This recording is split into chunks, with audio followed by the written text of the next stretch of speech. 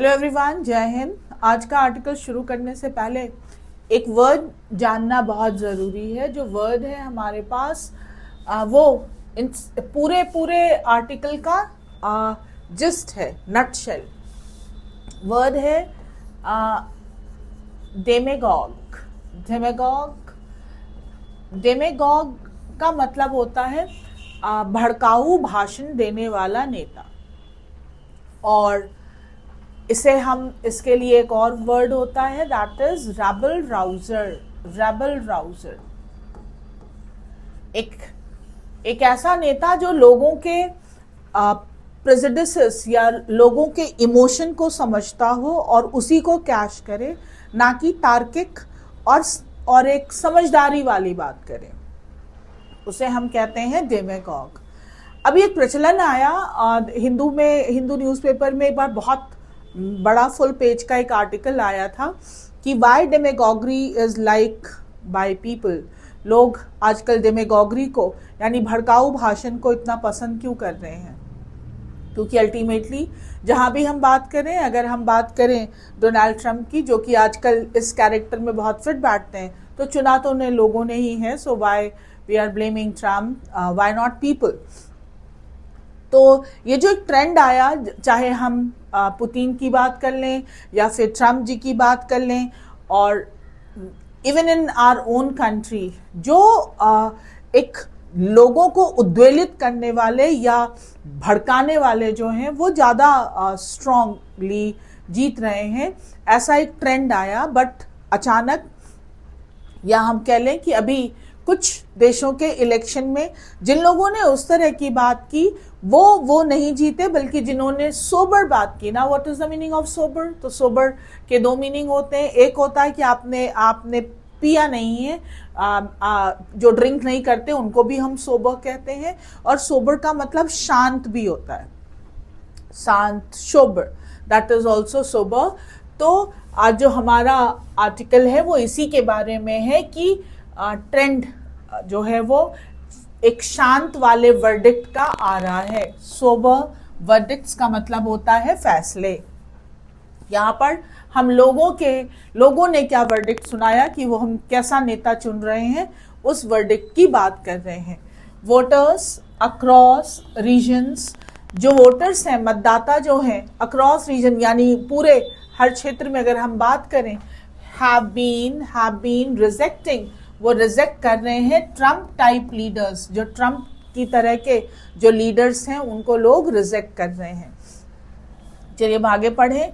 The री election of the central left labour party in the Australian general election, ये जो दोबारा जो चुने गए central left labour party in the Australian general election, यहाँ पर ऑन सैटरडे को is the shot in the arm. Shot in the arm का मतलब होता है एक स्टिमुले जो आपको इनकरेज करता है। जैसे कभी कोई आपकी तारीफ कर दे या टीचर आपको प्रेस कर दे तो थोड़ा उत्साहवर्धन हो जाता है, उसी को कहते हैं उत्साहवर्धन करने वाला, that is called a shot in the arm. किसके लिए रहा है? फॉर प्राइम मिनिस्टर, जो है वहाँ के prime minister Anthony Albanese, who became the first Australian leader, जो पहले बने हैं Australian leader to win a second term, जो दूसरे टर्म में जीते हैं इन मोर दैन 2 decades, दो दशकों में। द सेंटर राइट लिबरल, जो यहाँ का जो सेंटर राइट लिबरल नेशनल कोalition, जो नेशनल कोalition है, वॉज ट्राउंस का मतलब होता है हराना, तो वॉज ट्राउंस, वो हार गया है। विद लेबर, ये जो लेबर पार्टी है, winning 87 of the 151 seats, 151 seats में से 87 सीट्स ये जीती Labour party in the Australian parliament's lower house में, against its previously razor thin का मतलब होता है बस जरा से मार्जिन से, एज ऑफ 77 सीट्स। उस जो पहले जीती थी वो 77, अब इतनी मैथ्स तो आती होगी आपको कि 151 सीट में से अगर 77 सीट्स जीती तो बहुत ही माइनर सा एक मार्जिन रह गया था, लेकिन उस बार से ज़्यादा सीट जीती है इस बार। वेलकमिंग मिस्टर एल्बनीज विन, इनके इस विन को, विजय को वेलकम करते हुए प्राइम मिनिस्टर नरेंद्र मोदी, यहाँ पर वेलकमिंग जो है ये प्रेजेंट पार्टिसिपल की तरह यूज किया गया है।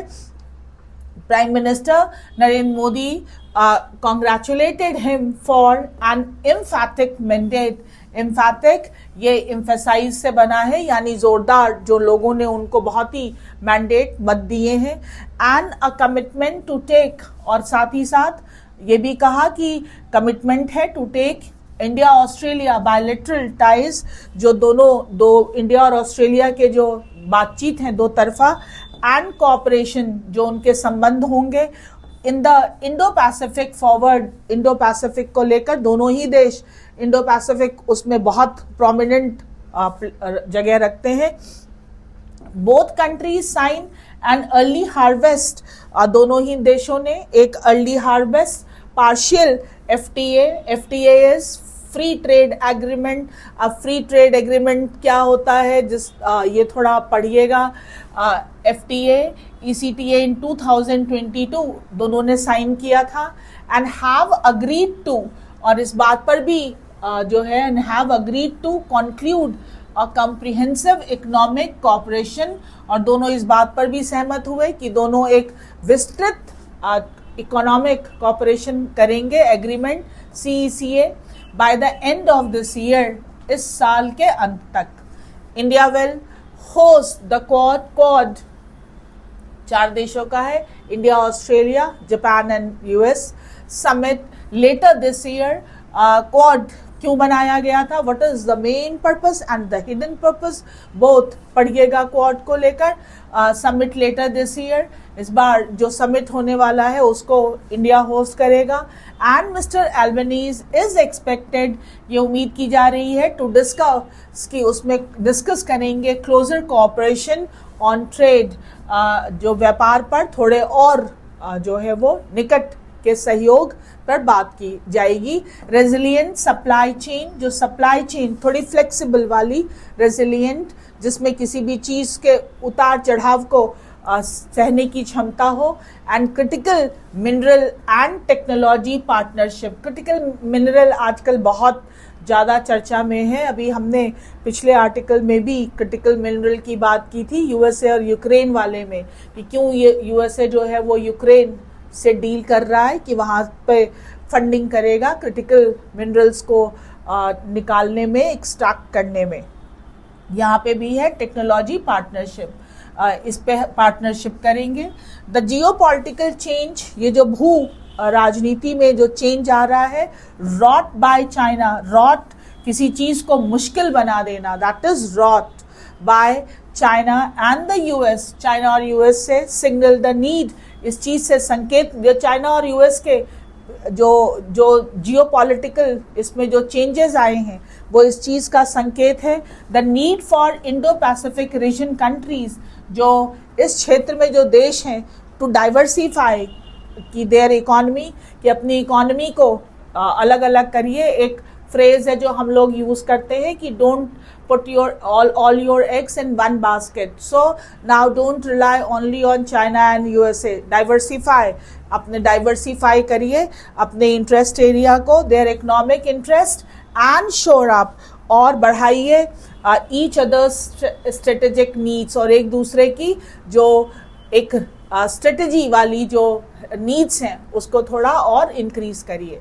हिज री-इलेक्शन कम्स डिस्पाइट अ रॉकी मीन्स उथल पुथल से भरा हुआ। अगर नदी शांत स्मूथ बहती है तो रॉकी नहीं है, लेकिन बड़े बड़े पत्थर होंगे तो जो नदी है वो उछलती हुई बहेगी। लोगों की जिंदगी भी कई बार स्मूथ नहीं रहती, बहुत रॉकी रहती है।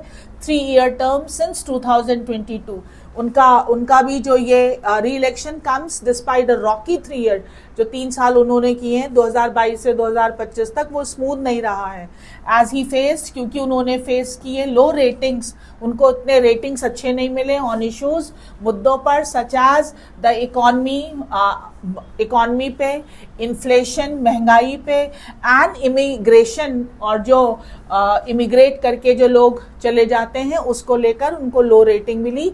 रीसेंट पोल सेड, और हाल ही में पोल होते हैं इलेक्शन के टाइम पे लोगों से जो सर्वे किए जाते हैं, recent poll said he would either lose, कि या तो वो हार जाएंगे और फेस अ हंग पार्लियामेंट, जब किसी भी पार्टी को सरकार बनाने के लिए बहुमत ना मिले तो दैट इज हंग पार्लियामेंट होगा। Given the timing of the turn around just after, और पर इस पर ये सब जो इतना उनको लो रेटिंग मिली उसके बावजूद टर्न कहाँ आया, कहानी में ट्विस्ट कहाँ आया, just after US president Donald Trump took office, जैसे ही उन्होंने डोनाल्ड ट्रंप ने ऑफिस किया, his win is seen as mirroring the results in Canada. अब उनका जो विन था वो बाकी जगहों के इलेक्शंस में अब उसका रिफ्लेक्शन दिख रहा है, वेयर अ डार्क हॉर्स, जहां पर dark horse again one phrase, छुपा Rustam,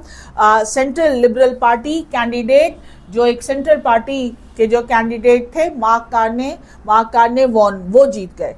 as with the conservative leadership in Canada, as with conservative leadership in Canada, और उसी तरह से the Australian opposition's liberal candidate, जो इसके liberal candidate थे ऑस्ट्रेलिया के, पीटर डुटॉन, was seen as, इनको भी देखा जाता था as a Trump policy admirer। ये जो यहाँ के जो पीटर डुटॉन थे, इनको देखा जाता था कि ये ट्रंप की पॉलिसी के बड़े प्रशंसक थे, फैन थे, and had taken a tough, और इन्होंने एक बड़ा ही कड़ा एंटी वोक स्टैंस, एंटी वोक मीन्स किसी भी प्रोग्रेसिव, अगर उसकी नीति की बात करेंगे, कंजर्वेटिव विचारधारा को प्रमोट करते थे। स्टैंस मीन्स कदम, पिलरिंग मिस्टर एल्बनीज, और ये अटैक करते रहे, पिलरिंग मीन्स अटैक करना, मिस्टर एल्बनीज फॉर अलाउइंग, और ये अटैक करते रहे हैं, अलाउ करना इन पर, एल्बनीज पर, कि ये अलाउ करते हैं टू मैनी इमिग्रेंट्स, बहुत सारे इमिग्रेंट्स को आने देते हैं, ऐसा ये अपने उस में कहते रहे हैं, into the country and vowing, और ये कसम उठाते थे to stand with Israel on Gaza. अगर हम ये देखें तो ट्रंप जी भी जो है इजराइल को सपोर्ट करते हैं, और यहाँ पर जो पीटर डुटॉन थे ये भी इजराइल को सपोर्ट करते हैं, तो वो ट्रंप के प्रशंसक थे, समझ में आ ही गया होगा। हाउएवर एज मिस्टर ट्रंप ने अनलीश कर दिया अ बार्ज ऑफ मेजर्स, एकदम बौछार, बार्ज मीन्स बौछार, ऑफ मेजर्स जो उन्होंने स्टेप लिए, इंक्लूडिंग टैरिफ। जब मिस्टर ट्रंप ने अनलीश, एकदम ओपन खुला छोड़ दिया, बार्ज ऑफ मेजर्स, बहुत सारे जो उन्होंने प्रतिबंध, बार्ज मीन्स बौछार, मेजर्स जो उन्होंने स्टेप लिए, इंक्लूडिंग टैरिफ ऑन कंट्रीज, जिसमें टैरिफ भी शामिल था। His policies also appear to have had, अब देखिए यहाँ पर हैव हैड का एक साथ यूज हुआ है, ग्रामर में एक बहुत ही इंपॉर्टेंट होता है, हैज हैड और have had and had had, ये पहला हेल्पिंग वर्ब एंड दूसरा main verb. Helping verb tense के लिए और मेन वर्ब के अपने different meaning. Appear to have had a negative impact on Mister Dutton's chances, और जो टैरिफ को लेकर जो इनकी ट्रंप जी की पॉलिसीज रही, और क्योंकि डुटॉन जो थे वो फैन थे, तो ऐसा है कि उसका हुआ एक बहुत ही नेगेटिव इफेक्ट उनके डुटॉन के चांसेस पे। Despite being a staunch US ally, US के एक तगड़े, स्टॉन्च मीन्स पक्के, एलाई साथी होने के बावजूद, मिस्टर एल्बनीज जो जीते हैं, रिलेटिवली टफ स्टैंड, उन्होंने जो है वो एक टफ स्टैंड लिया against the tariff, was scene वो उन्होंने जो टैरिफ के खिलाफ जो एक टफ स्टैंड लिया उसे देखा जा रहा है फेवरेबली बाय वोटर्स को वो पसंद आया, much as Mister Carney's tough stand, जैसे कि मिस्टर कार्ने का टफ स्टैंड रहा था अगेंस्ट द यूएस टैरिफ को लेकर एंड थ्रेट्स, और जो थ्रेट्स थे वॉन हिम वोट्स, और जो धमकियां मिल रही थी ट्रम्प की वजह से, शायद उसकी वजह से वो जीत गए। Another election result this weekend, एक और इलेक्शन का रिजल्ट आया इन सिंगापुर, सो विन, वहां पर भी विन कोई जीता है, एल्बेट क्वाइट अनएक्सपेक्टेड, हालांकि ये बहुत ही अनएक्सपेक्टेड था, फॉर लॉरेंस वोंग ये जीते हैं, हुज पार्टी, जिनकी पार्टी वॉन इट्स 14th टर्म में। Mister Wong too made Mister Trump's policies, उन्होंने भी मिस्टर ट्रम्प की पॉलिसीज को rallying cry during his campaigning, उन्होंने भी जो है वो मिस्टर ट्रम्प की पॉलिसीज को अपने रैलिंग क्राई का मतलब होता है, दोनों वर्ड को एक साथ यूज करते हैं कि लोगों को जो थोड़ा समझाने के लिए, इनकरेज करने के लिए जो फ्रेजेस या वर्ड यूज किए जाते हैं, that is called rally. Rally में यूज किए जाने वाले जो फ्रेज या वर्ड्स होंगे, that is called railing cry during his campaigning, even suggesting, और वो ये भी सजेस्ट कर रहे थे that countries would simply stop, कह रहे थे कि जो देश है उनको स्टॉप एक्सपोर्टिंग टू यूएसए, उनको देशों को यूएसए को एक्सपोर्ट करना बंद कर देना चाहिए। If the tariff were not taken down, अगर टैरिफ वो डाउन नहीं करते हैं, ये भी ट्रम्प जी के अगेंस्ट थे। अब इन सारे इसमें ऑस्ट्रेलिया में, कनाडा में और सिंगापुर में, इन ईच ऑफ द इनमें विंस, जो हम तीनों को विन करते हुए देख रहे हैं, वोटर्स चोज सोबर कैंडिडेट्स, तो उन्होंने थोड़े वोटर्स ने शांत लोगों को चूज किया है, candidate seen as more rational at the wheel, ऐसा लग रहा है अब जो ये चक्र चल रहा है उसमें ये समझदारी से लोग काम ले रहे हैं, and not those seen as tough leaders with strong rhetoric, ना कि ऐसे टफ लीडर जो स्ट्रॉन्ग रिटोरिक, बहुत ही कड़े वाक्पटुताओं का यूज करते हों। This is a trend among America's closest allies, और ये अमेरिका के जो बड़े निकट संबंधी रहे हैं, एलाइज साथी रहे हैं, उनमें भी है। And mister Trump will have to pay heed, अब उनको थोड़ा ध्यान देना चाहिए टू सेन वॉइसेस, सेन का मतलब जो समझदारी से लिया, इनसेन होता है पागलपन, सेन वॉइसेस जो समझदारी से, वॉइसेस का मतलब जो आवाज़ आती हो या लोग उनको ओपिनियन देते हो, from outside his circle of advisers, तो जो अभी उनके एडवाइज़र हैं जो उनको कहते हैं कि इस तरह की बातें करिए, अग्रेसिव रेटोरिक, तो ये जो जीत रहे हैं सारे वो लोग बहुत ही शांत वाली बातें कर रहे हैं, वो जीते हैं, तो इनको भी अपना जो एडवाइजर्स का सर्कल है वो बदल लेना चाहिए। एंड फिर हम, अब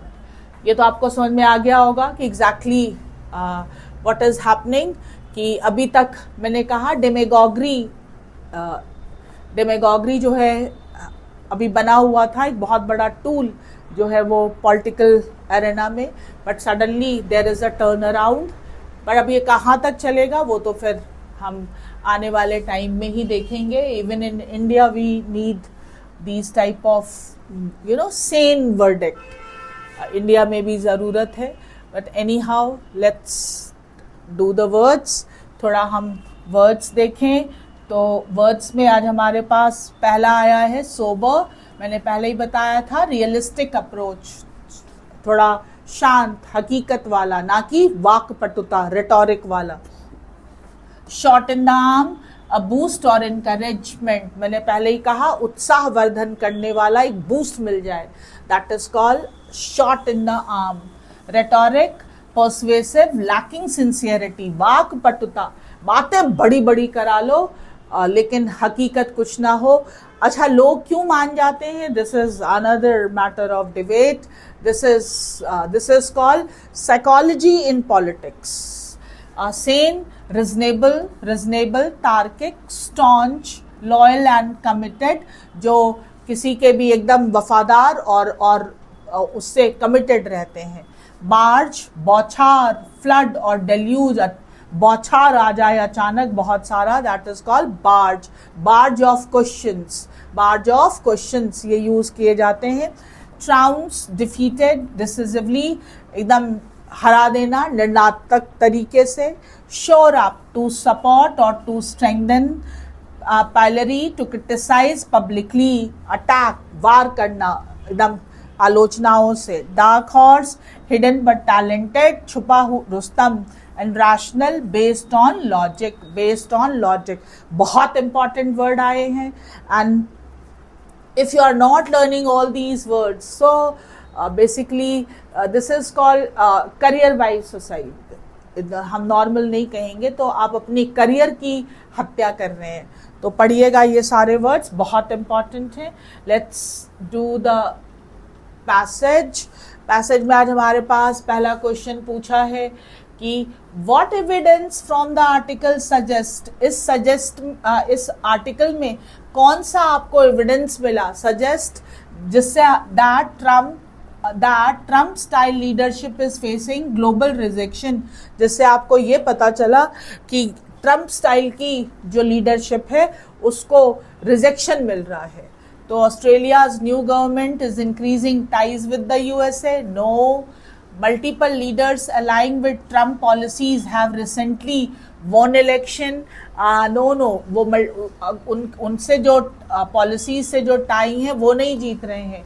Recent election in Australia, Canada and Singapore indicate a decline in support for Trump-style politics. यही आर्टिकल में हमने यही तो बात की कि ऑस्ट्रेलिया, कनाडा और सिंगापुर में जो इलेक्शन हुए उसमें जो जीते हैं वो ट्रम्प स्टाइल पॉलिसी को सपोर्ट नहीं करते हैं। तो answer is C. And voters globally are now favouring authoritarian style leaders, no. जो वोटर्स हैं वो ऑथोरिटेरियन स्टाइल लीडर्स को अब अभी वोट नहीं कर रहे हैं। What is the tone of the author in discussing the global politics shift reflected in election? Tone क्या था? ऑथर कैसे लिख रहा था?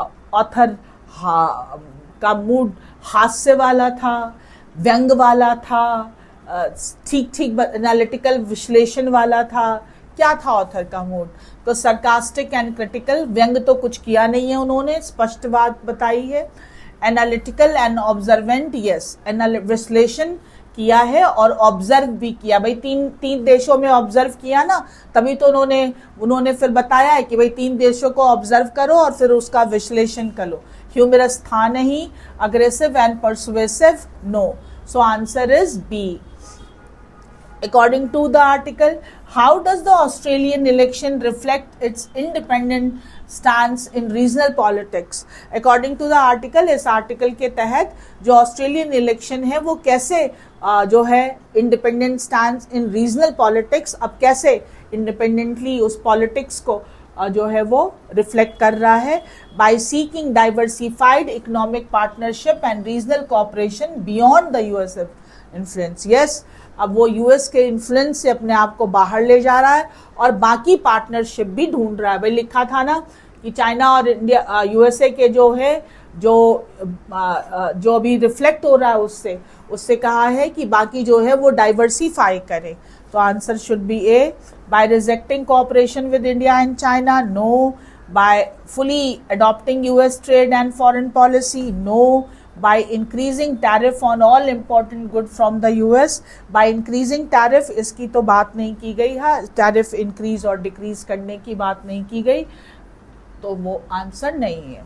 फटाफट हम देखें जो ईडीएम आया था, shot in the arm, that is sudden increase, medical procedure, no. And unexpected, a sudden increase in strength और एनर्जी, अचानक कोई आपको बूस्ट दे दे, दैट इज इनकरेज कर दे। Resilient synonym, that is flexible, flexible, क्षमता हो कि वो रेजिलियंट हो, किसी चीज को बर्दाश्त कर सकता हो और इतनी फ्लेक्सिबिलिटी हो। रैशनल का मतलब होता है तार्किक, तो एंटोनिम पूछा है इलॉजिकल, इलॉजिकल। अब यहाँ पर a growing number of voters, especially those across economically diverse regions have a number of, जब आता है अ नंबर ऑफ तो नाउन प्लूरल होता है, और द नंबर आएगा तो नाउन प्लूरल और verb singular. A number of में वर्ब भी प्लूरल रहता है। Have been steadily distancing themselves from Trump style rhetoric, कोई गलती नहीं है, यहाँ पर सब सही है, और तो नो एरर वाला एक पार्ट होना चाहिए। So sorry for that is no error, कोई गड़बड़ी नहीं है। और ये देखें हम तो parajumble, his re-election came despite facing low approval rating, whose introductory sentence नहीं होना चाहिए क्योंकि एम्बिगुअस है, किसके इलेक्शन की बात कर रहे हैं। Albanese win signify a broader rejection of Trump style politics, ये हो सकता है, पर आगे पढ़ लें। The Labour Party's Anthony Albanese secured a second term in Australia, yes, ये हो सकता है। अब देखिए आर जो है के बाद क्यों बैठ रहा है, yet the result mirror political shift as seen in, और अब ये एस जो है वो बाद में आएगा। तो आर से अगर हम स्टार्ट करें, the labour parties Anthony Albanese secured a second term in Australia, हो सही है। फिर पी ले जाएं, हिज री इलेक्शन, क्योंकि इन्हीं के इलेक्शन की बात, हिज री इलेक्शन केम डिस्पाइट फेसिंग लो अप्रूवल रेटिंग, तो आर पी, और क्यू को अगर एंड में करें कि Albanese win signify a broader rejection of Trump style politics, answer should B RPSQ। Interesting article था। For those who are interested in English and for those who are interested in world politics or their native politics same time, words बहुत सारे आए हैं, पढ़ लीजिएगा और सारे word learn भी करिएगा और कोशिश करिएगा उसको यूज़ करने की, अपने अगर स्पीकिंग करनी है, बोलना है या लिखना है उसमें। फिर मिलेंगे अगले आर्टिकल में। थैंक यू, जय हिंद।